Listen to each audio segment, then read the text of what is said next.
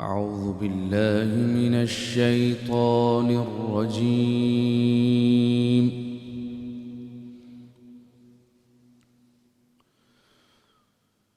بسم الله الرحمن الرحيم.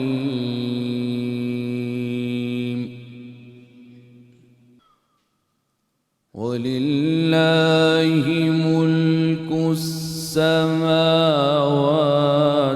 والأرض والله على كل شيء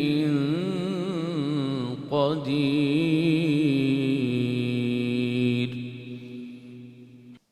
إن في خلق السماوات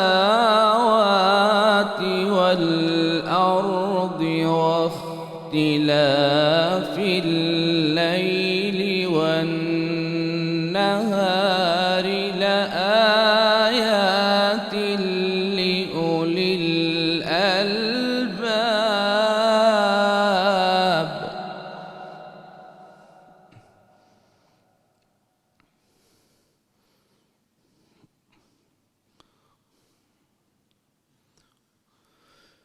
لآيات لأولي الألباب الذين يذكرون الله قياما وقعودا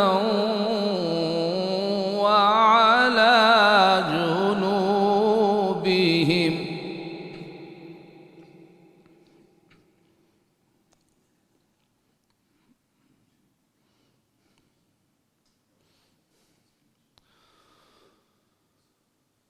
الذين يذكرون الله قياما وقعودا وعلى جنوبهم ويتفكرون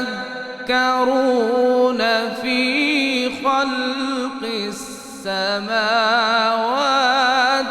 والأرض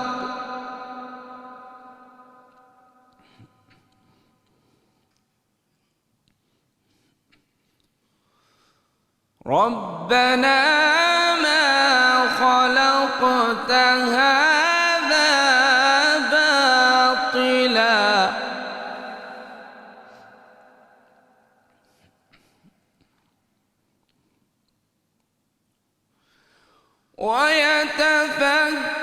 ويتفكرون في خلق السماوات والأرض ربنا ما خلقت هذا باطلا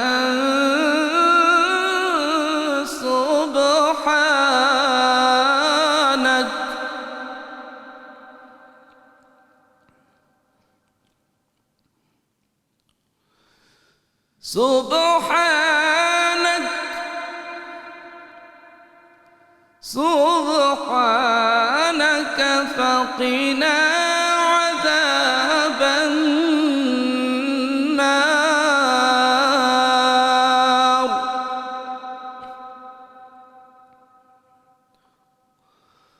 ربنا إنك من تدخل النار فقد أخزيته وما للظالمين من أنصار. صدق الله العظيم. مدینے سے بلاوا رہا ہے، مدینے سے بلاوا رہا ہے،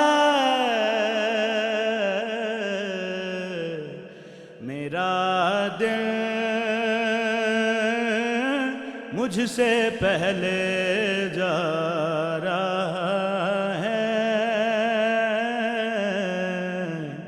میرا دل مجھ سے پہلے جا رہا ہے،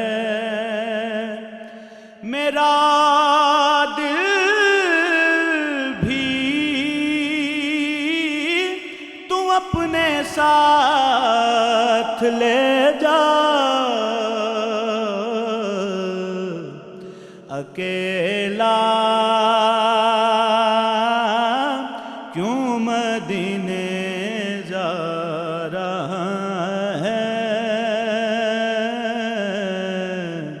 اکیلا کیوں مدینے جا رہا ہے، یہ چکی سیدہ کی چل رہی ہے، یہ چکی سیدہ کی چل رہی ہے، زمانہ جتنا لنگر کھا رہا ہے،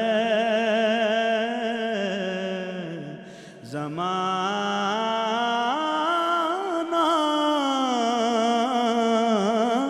جتنا لنگر کھا رہا ہے، نواسوں کا وہ صدقہ بانٹتے ہیں، زمانہ ان کا صدقہ کھا رہا ہے، کہاں بس میں میرے زہرا کی مدحت، کوئی حسنی سے یہ لکھوا رہا ہے، کوئی حسنی سے یہ لکھوا رہا ہے۔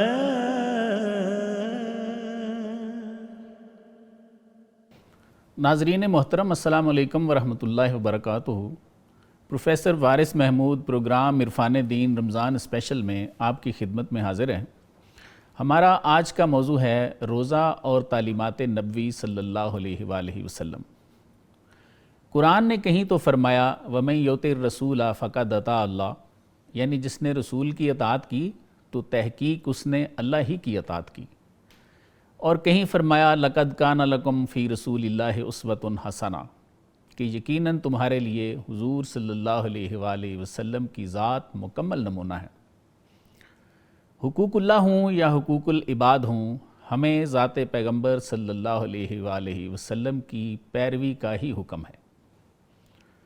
آج کے پروگرام میں ہم روزے کے بارے میں تعلیمات نبوی صلی اللہ علیہ وآلہ وسلم کو جاننے کی کوشش کریں گے اور اپنے عمل کو بھی دیکھیں گے، تاکہ جہاں کہیں کوئی کجی یا کوئی کوتاہی ہے ہم اسے حضور صلی اللہ علیہ وآلہ وسلم کے بتائے ہوئے طریقے کے مطابق دور کر سکیں۔ روزے کے بارے میں آپ صلی اللہ علیہ وآلہ وسلم کی تعلیمات کیا ہیں، اس موضوع پر گفتگو کرنے کے لیے میرے ساتھ آج شریک گفتگو ہوں گے ڈاکٹر میر اشتیاق احمد صاحب، اور میرے دوسرے مہمان ہیں جناب محمد طارق صدیقی صاحب۔ سر خوش آمدید۔ ڈاکٹر صاحب، یہ ارشاد فرمائیے کہ بخاری میں ایک حدیث ہے حضور صلی اللہ علیہ وسلم کی کہ آپ نے ارشاد فرمایا کہ سحری ضرور کھایا کرو کہ اس میں برکت ہے، تو سر اس برکت سے کیا مراد ہے؟ بسم اللہ الرحمن الرحیم۔ شکریہ پروفیسر صاحب، اللہ پاک آپ کو جزا دے تعلیمات نبوی کی روشنی اس پلیٹ فارم سے قوم تک پہنچانے پر۔ بہت حضور شکریہ نبی رحمت صلی اللہ تعالیٰ علیہ وآلہ وسلم نے سحری کے بارے میں کئی ایک مقامات پر مختلف ارشادات جو فرمائے. جی آپ کا سوال اس کی برکت کے حوالے سے ہے. برکت دوہری ہے. صحیح. ایک دینی اور روحانی اعتبار سے برکت ہے صحیح. اور ایک مادی اور جسمانی اعتبار سے برکت ہے. جی جی. ایک تو حضور نے یہ فرمایا کہ سحری کو لازمی اختیار کرو اور اسے ترک نہ کرو. ٹھیک ہے. دوسری جس حدیث کی طرف آپ نے اشارہ فرمایا سر. اس میں ارشاد فرمایا کہ سحری کرو اس میں برکت ہے. صحیح. ایک اور حدیث پاک میں ارشاد فرمایا کہ سحری کرو کہ سحری کرنے والوں پر اللہ کی رحمت اترتی ہے. سبحان اللہ. اب ان تین فرمودات کو جمع کر لیں. اور ایک جگہ پہ شاید فرشتوں کا بھی ہے کہ وہ جس کو جو سحری کر رہے ہیں ان کے حق میں وہ دعا کرتے ہیں. وہ رحمت کا ایک معنی وہاں ان کا یہ بھی ہے. جی جی. پھر یہ بھی ارشاد فرمایا کہ ہمارے اور اہل کتاب کے روزے میں فرق جو ہے وہ سحری ہے. کہ وہ بغیر سحری کے روزہ رکھتے تھے اور ہم سحری کرتے ہیں. تو جب آپ باقی ادیان سے انفرادیت پہ چلے جاتے ہیں, امتیاز پہ چلے جاتے ہیں, یہ بھی روحانی معاملہ ہے. جب اللہ کی رحمتیں اور فرشتوں کی دعائیں نصیب ہوتی ہیں, یہ بھی روحانی معاملہ ہے. بالکل صحیح. ٹھیک ہے جی. بالکل صحیح. سحری کے اندر اللہ تعالیٰ نے برکت رکھ دی ہے, اس میں بھی روحانی پہلو موجود ہے. ایک تو یہ ہے کہ بندے کے ایمان کو تقویت ملتی ہے, اس کے احوال سنورتے ہیں اور تصفیہ باطن اس کو نصیب ہوتا ہے اس سحری کے ذریعے سے کہ وہ اللہ کی بارگاہ اور اس کے انوارات و تجلیات اور اس کی رحمتوں کے سائے میں آ جاتا ہے. سبحان اللہ سبحان اللہ. دوسرا اس کا پہلو جو ہے وہ مادی یا دنیاوی اعتبار سے, جسمانی اعتبار سے ہے. صاف ظاہر ہے سحری نہیں کرے گا تو ایک اہم آدمی بھی سمجھتا ہے کہ دن میں وہ سروائیو کرنا اس کے لیے ذرا مشکل ہو جائے گا, لاغر ہو جائے گا, کمزور ہو جائے گا. جب لاغر اور کمزور ہوگا تو اس کے پھر کئی منفی پہلو ہو سکتے ہیں. صدیقی صاحب یہ ارشاد فرمائیے کہ ابو داؤد شریف میں ایک حدیث شریف ہے اور رقم الحدیث ہے 2350. اس میں ارشاد مبارک ہے سرکار کا, آپ نے فرمایا کہ رمضان ہے تو آپ میں سے اگر کوئی اذان سنتا ہے تو جو کچھ اس کے ہاتھ میں ہے, کوئی برتن ہے, کھانا ہے, تو اس کو اپنی ضرورت پوری کیے بغیر نہ رکھے, یعنی کھا لے اس کو. تو آج کل جو ہمارا معاشرہ ہے اس میں تو وہ کیلنڈر آ گئے ہیں, ہوٹر کی آواز آتی ہے تو ہم سمجھتے ہیں جی یہ آخری ٹائم ہے. تو اس حدیث کی روشنی میں یہ بتائیے کہ اگر ہوٹر کی آواز آ جاتی ہے جس کو ہم آخری وقت سمجھتے ہیں تو کیا پھر اس کو کھا نہیں لینا چاہیے؟ کیسے فرماتے ہیں؟ بسم اللہ الرحمن الرحیم. ما آتاکم الرسول فخذوہ وما نہاکم عنہ فانتہوا واتقوا اللہ. صدق اللہ مولانا العظیم. بہت شکریہ آپ کا, آپ نے کرتا پھر ہمیں مدعو کیا. Welcome sir. اللہ کریم نے ارشاد فرمایا کہ ما آتاکم الرسول فخذوہ وما نہاکم عنہ فانتہوا واتقوا اللہ. جو کچھ میرا رسول تمہیں عطا کرے اس کو لے لو اور جس سے منع کرے تم اس سے رک جاؤ. جی دیکھیں, اللہ کریم نے حبیب صلی اللہ علیہ وسلم کے صدقے سے ہمیں جو دین عطا فرمایا ہے, جی ہم اس دین پہ جتنا عمل کرتے ہیں اللہ کریم ہمیں اتنی آسانیاں دیتا ہے. ہم نے یہ سمجھ رکھا ہے کہ یہ دین شاید مشکل ہے اور مشکل ترین ہے اس پہ عمل کرنا. مشکل نہیں ہے, ہم نے خود مشکل بنا دیا ہے اس کو. دین اسلام نے ہمارے لیے بہت آسانیاں رکھی ہیں. جس حدیث کی طرف آپ نے اشارہ کیا ہے, رحمت کونین صلی اللہ علیہ وسلم نے ارشاد فرمایا کہ جب تم کچھ کھا رہے ہو تو پھر اگر آپ نے کہا کہ کوئی اشارہ ہوتا ہے, جس طرح اس دور میں تو یہ نہیں تھا, اس دور میں تو اذان ہوا کرتی تھی, لیکن اب اگر آپ کو اشارہ ہو جاتا ہے یا آج کل تو آپ کے پاس ٹائم ہوتا ہے, کیلنڈر موجود ہوتے ہیں کہ آپ دیکھ کے آپ چیک کر لیتے ہیں کہ ابھی ٹائم جو ہے نا وہ مکمل ہو چکا ہے.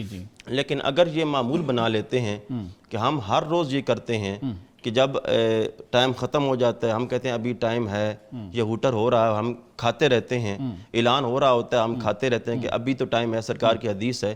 لیکن یہ معمول نہیں ہونا چاہیے. کبھی ایسا ہو گیا تو آپ یہ کر سکتے ہیں. جی ناظرین, ایک وقفہ لیتے ہیں, وقفے کے بعد دوبارہ حاضر ہوتے ہیں.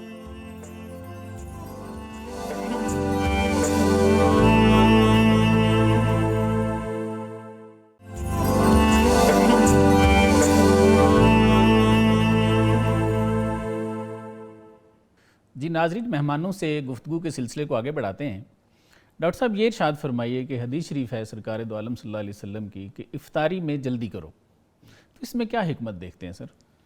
ڈاکٹر صاحب, ایک حدیث مبارکہ ہے کہ جس میں تشبیہ کسی قوم سے اختیار کرنے سے روکا گیا اور اس کی حوصلہ شکنی کی گئی ہے. من تشبہ بقوم فہو منہم. بالکل ٹھیک ہے. جو کسی قوم کی جان بوجھ کے مشابہت اختیار کرتا ہے وہ انہی میں سے ہے.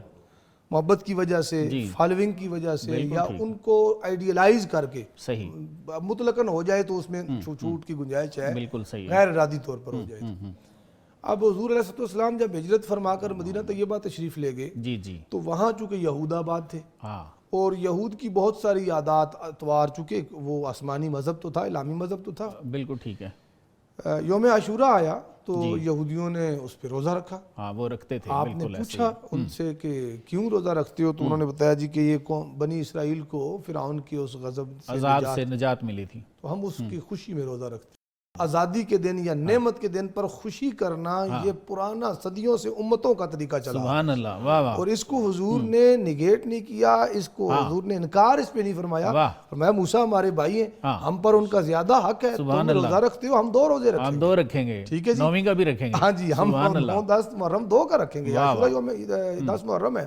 تو نبی علیہ السلام نے 2 روزے رکھے، جس کی حکمت یہ بتائی کہ ان سے مشابہت بھی نہ ہو اور موسیٰ علیہ السلام کی خوشی میں ہم شریک بھی ہو جائے۔ سبحان اللہ، واہ واہ، خوشی کو سیلیبریٹ کرنا یہ بھی حضور کی سنت سے ثابت ہو گیا، بالکل صحیح ہے، اور دینی معاملات کے ساتھ ساتھ قومی دنوں کو منانا یہ بھی حضور کی سنت سے ثابت ہو گیا۔ سبحان اللہ، اور وہ جو قول ہے کہ جس کو بعض لوگ کہتے ہیں حدیث ہے یا قول جو بھی ہے، حب الوطن من الایمان، تو وہ بات بھی یہاں سے ثابت ہو گئی۔ بالکل صحیح، بالکل صحیح۔ اب آ جاتے ہیں آپ کے سوال کی طرف کہ اس کے اندر یہ ہے کہ چونکہ ہم نے سحری کے باب میں پچھلے سیگمنٹ میں بات کی تھی کہ سحری ہمارے اور اہل کتاب کے روزے میں یہ فرق ہے کہ وہ سحری نہیں کرتے، ہم سحری کرتے، لہذا سحری کر کے ان سے منفرد ہو جاؤ، بالکل صحیح، بالکل صحیح، افطار میں جلدی کر کے ان سے ایسے منفرد ہو جاؤ کہ وہ ستاروں کو دیکھ کر افطار کرتے تھے، بالکل ٹھیک، ستارے تب دکھتے ہیں جب اندھیرا چھا جاتا ہے، جی جی، تو اس لیے حضور نے فرمایا غروب اور اندھیرا چھانے کے درمیان کچھ وقفہ ہوتا ہے، بالکل ٹھیک ہے، اور غروب جو ہی ہو جائے، اس بات کا یقین ہو جائے کہ اب غروب ہو چکا ہے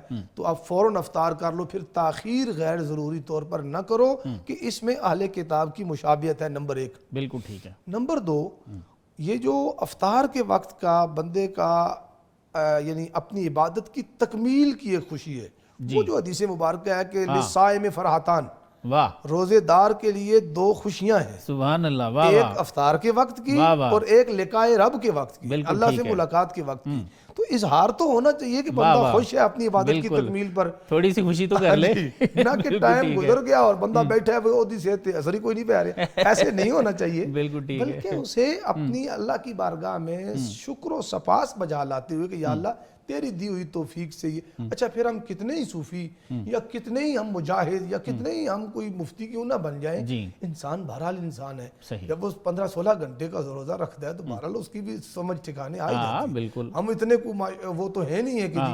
اب وہ جو ایک دقت اور ایک رکاوٹ کا ایک فترہ ہوتا ہے نا، اس کے ختم ہونے پر ہلکی پھلکی بے صبری، ایسی بے صبری نہیں کہ وہ چیزوں کو الٹ پلٹ دے، ہلکی پھلکی یہ بے صبری کہ اب میں اس سے نکل کے اللہ کی نعمتوں کی طرف آ رہا ہوں، اللہ نے کے روکنے سے میں رکا ہوا تھا، امساک تھا میرا، اور اب اللہ کی اجازت جو ہی مجھے ملی ہے تو میں یہ نہ کہوں کہ میری صحت پہ تو اثر ہی کوئی نہیں پڑا، میں ویسا ہی ویسا ہوں۔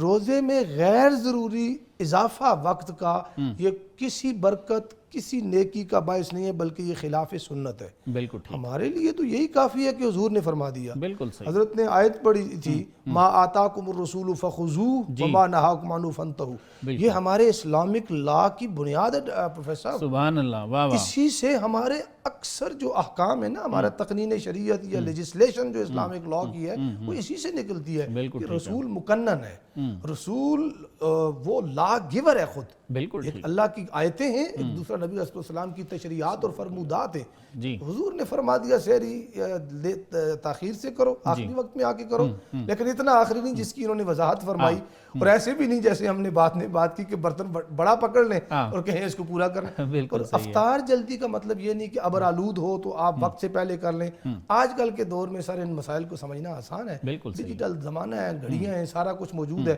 تو وقت جب ہو جائے تو اس میں تاخیر نہ کی جائے، اس لیے کہ فرمایا جو رسول دے اسے لے لو، جس سے رسول روکے اس سے رک جاؤ، اور آپ نے انٹرو میں خوب فرمایا تھا مَن یُطِیعِ الرَّسُولَ فَقَدْ اَطَاعَ اللَّهَ، رسول پاک کی اطاعت کرنی ہے، ہمیں اس سے زیادہ کچھ نہیں پتا کہ آگے مقاصد کیا ہے۔ بالکل ٹھیک، بالکل ٹھیک ہے۔ صدیقی صاحب یہ ارشاد فرمائیے کہ سحری اور افطاری کس چیز سے کرنا سنت ہے، اور اگر اس میں کسی خاص چیز کا ذکر ہے تو اس میں کیا حکمت دیکھتے ہیں سر؟ بسم اللہ الرحمن الرحیم۔ پروفیسر صاحب دیکھیں وہ وقت تھا جی جب صحابہ کرام کے پاس کھانے کے لیے کچھ نہیں تھا، صحیح، اور ایک ایک دن 2 دن تک ان کے پاس کھانے کے لیے کچھ میسر نہ آتا تھا، جی جی اور رحمت کونین صلی اللہ علیہ وسلم جب گھر تشریف لے کے آتے پوچھتے عائشہ گھر میں کچھ کھانے کے لیے ہے یا نہیں، جناب سیدہ زہرا پاک کے پاس جا کے پوچھتے کہ بچوں کے لیے کچھ کھانے کے لیے ہے یا نہیں ہے۔ اس ٹائم بھی رحمت کونین نے فرمایا کہ تم جو ہے نا افطاری کھجور کے ساتھ کیا کرو، اس میں برکت ہے، سبحان اللہ، اگر کھجور نہیں ہے تو پھر آپ پانی پی سکتے ہیں۔ ٹھیک ہے، اب دیکھیں یہ رحمت کونین صلی اللہ علیہ وسلم کی حدیث ہے کہ آپ جو ہے نا وہ افطاری کریں تو کھجور کے ساتھ کریں، صحیح، اگر کھجور میسر نہیں ہے تو وہ پھر آپ پانی کے ساتھ۔ اسی طرح سحری کا بھی حکم شاید جی سحری کا بھی حکم یہی ہے۔ جی جی، اب دیکھیں جتنی طاقت آج بھی لوگ کہتے ہیں جتنی طاقت کھجور کے اندر ہے شاید کسی اور چیز میں نہ ہو، بالکل ایسے۔ اب دیکھیں اس ٹائم بھی کملی والے آقا نے اپنی امت کا خیال رکھا، واہ، اور آج بھی یہ ڈاکٹر حضرات کہتے ہیں کہ جب بندہ پورا دن بھوکا اور پیاسا رہتا ہے نا تو سب سے پہلے کھجور کھاتا ہے، تو اگر کوئی اور چیز کھاتا ہے تو ہو سکتا ہے کہ وہ معدے پہ اثر کر سکتی ہے اور بندے کو کچھ اور ایشوز آ سکتے ہیں، صحیح، لیکن کھجور کھانے سے کوئی ایشو نہیں ہوتا ہے۔ بالکل ٹھیک، اب دیکھیں یہ کملی اور والے طاقت آقا بھی فوراً بحال ہو جاتی ہے۔ اب دیکھیں یہ اس ٹائم کملی والے آقا نے فرمایا تھا، اور اب یہ سائنس بھی اور ڈاکٹر بھی اس چیز سے پہنچے ہیں سبحان کہ اللہ، جو کھجور کے اندر طاقت ہے وہ کسی اور کے اندر نہیں بالکل ہے۔ ایسے ہی ہے، اب میرے کریم آقا نے فرمایا کہ آپ سحری بھی کریں تو کھجور کے ساتھ کریں۔ ہاں، اب اس کی کیا حکمت ہے؟ اب دیکھیں اس کھجور کی وجہ سے اگر آج بھی آپ صبح 3 کھجوریں کھا لیں نا سحری کے اندر جی، تو پورا دن آپ فریش رہتے ہیں۔ بالکل ایسے، جو طاقت کھجور کے اندر ہے وہ کسی اور چیز کے اندر نہیں ہے۔ بالکل ایسے، اور ہمارے دوست یہ بتاتے ہیں کہ ہم جب کسی دن سحری کے ٹائم کھجوریں کھا لیتے ہیں تو ہم ویسے جو عام دنوں کی روٹین ہوتی ہے اس سے ہٹ کر ہم کام کرتے ہیں، لیکن ہمیں تھکاوٹ محسوس نہیں ہوتی، بالکل ٹھیک، یعنی کھجور کی برکتیں ہیں۔ دیکھیں جب بھی ہم نے اپنے آپ کو شریعت کے تابع کیا ہے نا، کملی والے آقا کے فرمودات کے تابع کیا ہے تو ہم آسانی کی طرف گئے ہیں۔ بالکل، ہم مشکلات کی طرف تب جاتے ہیں کہ جب ہم اپنے آپ کو شریعت کے تابع نہیں کرتے، ہم کہتے ہیں شریعت میرے تابع ہو جائے، صحیح، ہر بندہ کہتا ہے کہ شریعت میرے تابع ہو جائے۔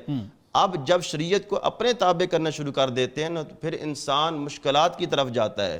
جب اپنے آپ کو شریعت کے تابع کر لیتا ہے، میرے کریم آقا کی حدیث سے میرے نبی نے فرمایا کہ لا یؤمن احدکم حتی یکون ہواہ تبعا لما جئت بہ، بالکل ایسے، سرکار نے فرمایا تم میں سے اس وقت تک کوئی مومن نہیں ہو سکتا جب تک اپنی خواہشات میری شریعت کے تابع نہیں کر لیتے۔ بالکل ٹھیک، اب ہم نے اپنی خواہشات کو شریعت مصطفیٰ کے تابع کیا ہے تو پھر اللہ نے اتنی عظمتیں عطا فرمائی ہیں۔ اب جب ہم کہتے ہیں جتنی اللہ تعالیٰ نے ہمیں نعمتیں دی ہیں، اب وہ بندہ کہتا ہے کھجور نہیں کھاتا جو اور باقی چیزیں کھا لیتے ہیں، صحیح، تو پھر وہ مشکلات کا شکار ہوتا ہے۔ جب ہم اب بھی اگر جتنے دسترخوان کے اوپر چیزیں پڑی ہوں نا آپ کے پاس، نعمتیں پڑی ہوتی ہیں، تو پھر جو حضرات سمجھتے ہیں اس چیز کو وہ کوشش یہ کرتے ہیں کہ پہلی چیز کھجور ہی لیں۔ بالکل ایسے، مطلب بہت کم لوگ ہوں گے جو کہتے ہیں کھجور نہیں لیتے، کوئی اور چیز لیتے ہیں، ورنہ یہ سرکار کے فرمودات پہ جب عمل کرتے ہوئے کھجور لیتے ہیں تو جب کھجور کا وہ پہلا لقمہ یعنی کھجور کا ایک کھجور لی اور منہ کے اندر گئی تو انسان کے جو وہ پہلے یہ تھا کہ جسم کے اندر جان نہیں تھی، اس کھجور کی وجہ سے جسم کے اندر جان آ جاتی ہے۔ تو یہ برکتیں ہیں سرکار کے فرمودات پہ عمل کرتے ہوئے۔ ہم نے اپنے آپ کو خود مشکلات میں ڈال دیا ہے۔ اگر ہم چاہتے ہیں نا کہ آسانی کی طرف جائیں تو آسانی کی طرف جانے کا ایک ہی حل ہے کہ اپنے آپ کو شریعت مصطفیٰ کے تابع کرتے ہوئے سرکار کے فرمان پہ عمل کریں، اللہ ہمارے لیے آسانیاں پیدا فرمائے گا۔ بالکل ٹھیک، بالکل ٹھیک۔ جی ناظرین، ایک وقفے کے لیے کہا جا رہا ہے، ہمارے ساتھ رہیے گا۔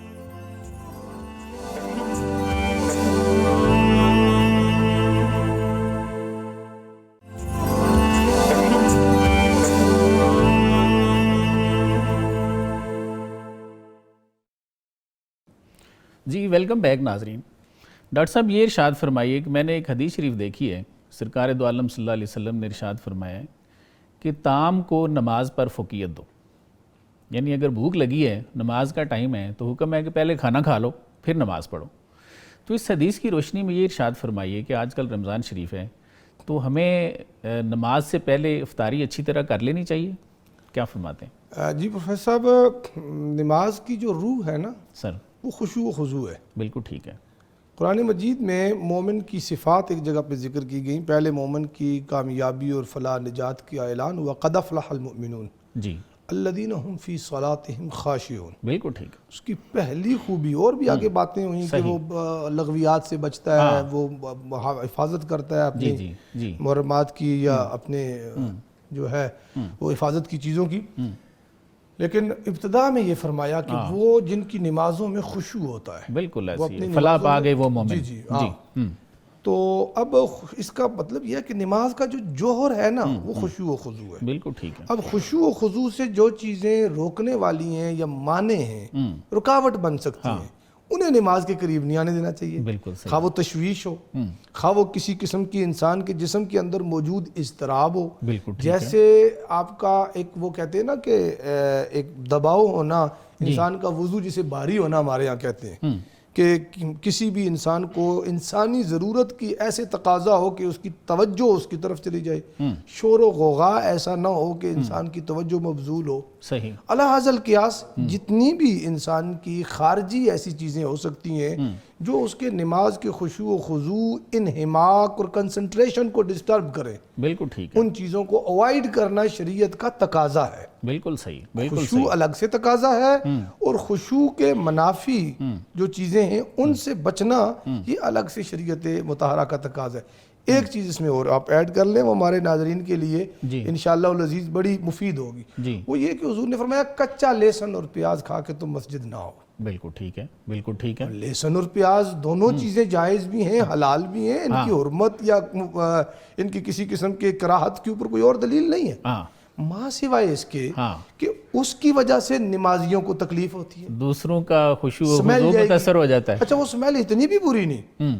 یہاں سے ایک اور چیز ہمیں سمجھنی چاہیے, وہ یہ ہے کہ جن لوگوں سے سموکنگ وغیرہ کی بے تحاشی بدبو آتی ہے وہ اس کے ساتھ تو آ جاتے ہیں, وہ یہ سمجھتے ہیں صرف پیاز کھا کے مسجد نہیں جانا چاہیے. کسی بھی قسم کی سمیل یا کسی بھی قسم کی ایسی نماز کے اندر حرکات و سکنات جو دوسرے نمازیوں کی توجہ اور انہماک کو ڈسٹرب کریں, وہ ساری ممنوع ہے. جیسے ایک جائز اور حلال چیز پیاز کھا کے مسجد جانا منع ہے تاکہ وہ دوسروں کو متاثر کرے گی, اور جب وہ متاثر ہوں گے تو ان کے خشوع و خضوع میں فرق آئے گا. سر جس اسلام نے اتنی اہمیت دی ہے نا خشوع و خضوع کی, اور ان چیزوں کو بین کیا یا ان کو اوائڈ کرنے کا حکم دیا ہے, وہ کیسے یہ کہہ سکتی ہے کہ 14 گھنٹے یا 16 گھنٹے یا 12 گھنٹے کا بھوکا پہلے نماز پڑھے اور بشک اس کے پیٹ میں چوہے ناچتے رہیں اور وہ اس کی توجہ ساری کھانے کے دسترخوان پہ ٹکی رہے. اس لیے افطار اور نماز کے درمیان توازن ہونا چاہیے. ہمارے ہاں الحمدللہ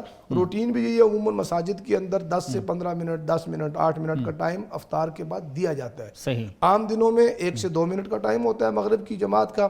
رمضان المبارک میں مور اور لیس تقریباً 10 منٹ کا ٹائم ہر جگہ پہ ہوتا ہے تاکہ تسلی سے افطار کر کے نماز میں شامل ہوا جائے. اور اس کے اندر حضور کا اپنا معمول بھی یہی ہے, نماز کے خشوع و خضوع کا تقاضا بھی یہی ہے, اور ایک مومن کی جسمانی ضرورت جو ہے, مادی ضرورت, اس کا تقاضا بھی یہی ہے. وہ بیچارہ ایک پوری پریکٹس سے نکل کے آیا ہے, اتنا کچھ کھا پی لے کے بغیر کسی خارجی توجہ اور مبذول ہونے کے توجہ ادھر ادھر اس کے وہ انہماک سے عبادت کر سکے. سو اس کی جسمانی ضرورت بھی ہے اور روحانی اور شرعی ضرورت بھی ہے تاکہ نماز کو خشوع و خضوع کے ساتھ ادا کر سکے. لہذا جو آپ کا سوال ہے وہ درست ہے کہ نماز اطمینان سے افطار کر کے پڑھنی چاہیے. بالکل ٹھیک ہے.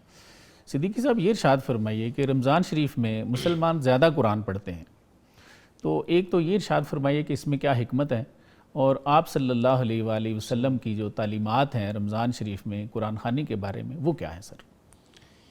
اللہ کریم نے فرمایا شہر رمضان الذی انزل فیہ القرآن, فرمایا یہ وہ مقدس مہینہ ہے کہ جس مہینے کے اندر اللہ کریم نے امت مصطفیٰ کو قرآن کی نعمت سے مالا مال فرمایا. سبحان اللہ.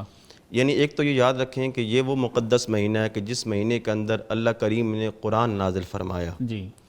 قرآن وہ کتاب ہے جس کے بارے میں رحمت کونین صلی اللہ علیہ وسلم نے ارشاد فرمایا خیرکم من تعلم القرآن وعلمہ. ٹھیک ہے. تم میں سے بہترین وہ ہے جو قرآن سیکھتا ہے اور سکھاتا ہے, آگے پڑھاتا ہے.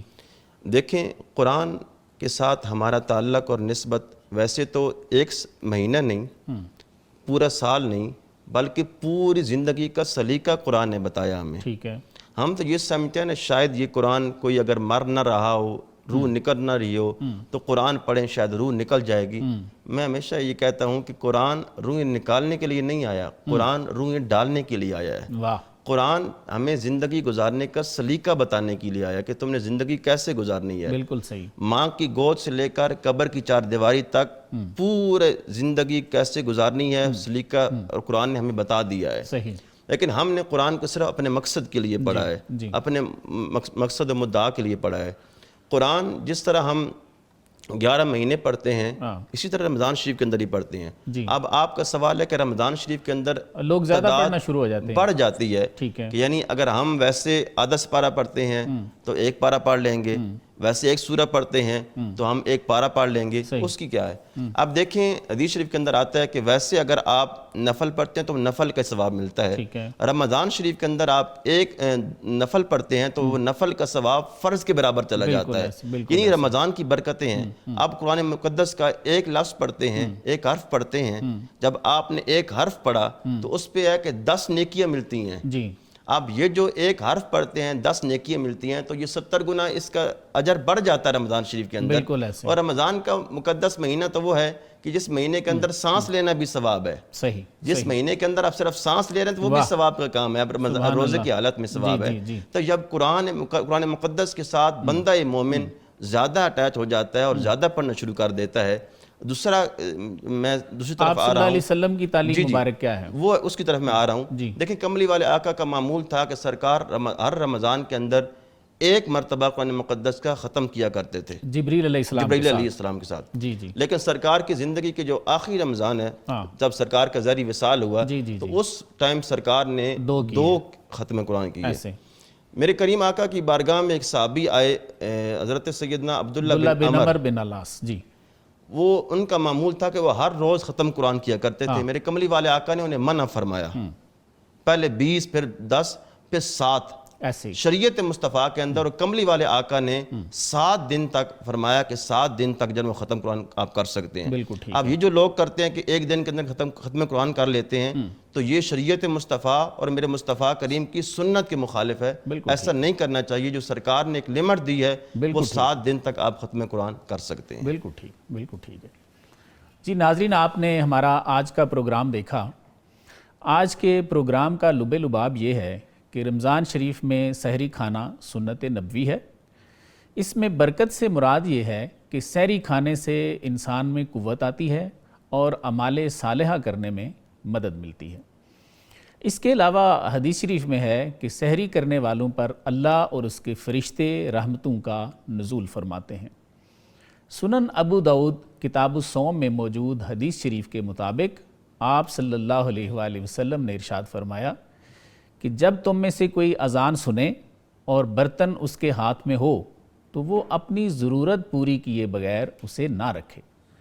تاہم ایسا کبھی مجبوری میں ہی ہو سکتا ہے, کیونکہ آج کے جدید دور میں ہمارے علماء اور مفتیان نے کیلنڈرز بنا لیے ہیں جن میں متفقہ طور پر انہوں نے وقت آخر معین کر دیے ہیں. حضور صلی اللہ علیہ وآلہ وسلم کی تعلیم کے مطابق افطاری میں جلدی کرنی چاہیے اور یہود کے طریقے پر ستارے دیکھ کر افطاری نہیں کرنی چاہیے. سرکار دو عالم صلی اللہ علیہ وآلہ وسلم کی تعلیم کے مطابق مومن کی بہترین سحری کھجور ہے.